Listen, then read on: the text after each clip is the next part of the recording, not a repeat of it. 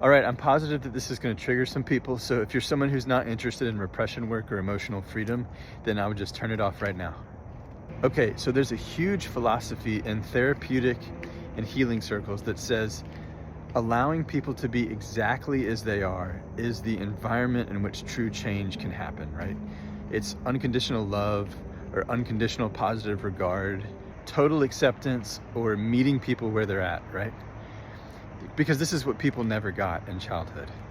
And so the therapist or the facilitator or whatever acts as the person's surrogate loving parent for a little while, you know? And it's great, it's beautiful. I had it done for me, and it's exactly what I needed at the time. But here's the controversial part, ready? When emotional repression is at play, meeting people where they are indefinitely is the same as enabling them to stay repressed and suffering. Another way to say it would be allowing someone to be themselves for too long ensures that they'll never be able to be themselves. I know that sounds crazy, but hear me out. When we have repressed emotions in the body, A, by definition, we can't be ourselves fully. And B, because we can't, we will demand unconditional acceptance from the outside. So we'll constantly be seeking love and approval and safety from others. And when we keep getting it without our safety and love bubble being challenged, who wants to get free of repression and suffering? My friend and co-developer Scott had an inquiry community prior to the Kill Be Inquiries, which is our current organization. And the facilitators in this community had this mantra: don't have an agenda with people. Part of me got it, unconditional acceptance. We don't want people to feel judged or pressured.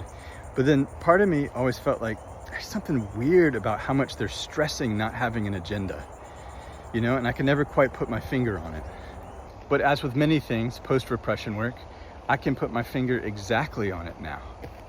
The reason people get so focused on other people not having an agenda around them or on being loved or heard or understood or accepted is because they're terrified of having to feel and express what's buried in their bodies. They're in repression, probably anger repression in the case of this old community, because they were so focused on compassion and love and kindness and acceptance. That's anger repressors' MO. We hide there. This is why the question, what do you want, becomes so important in KI. Because you have two choices: safety and love, or freedom. If you want safety and love, stay in repression, because that's repression's job. And go into modalities where they don't address the root of suffering, right? Because you'll get love and safety there. If you want freedom, you have to go somewhere where they have an agenda. The way we get free is by challenging and having others challenge our beliefs, our identities, and our worldviews, right? So that we can access the root of suffering, buried emotions in the body. Clearing those, along with our repression programming, is the end of suffering. So in KI, we have a very clear agenda of not letting you be yourself, because the self that you've been is rooted in repression and suffering.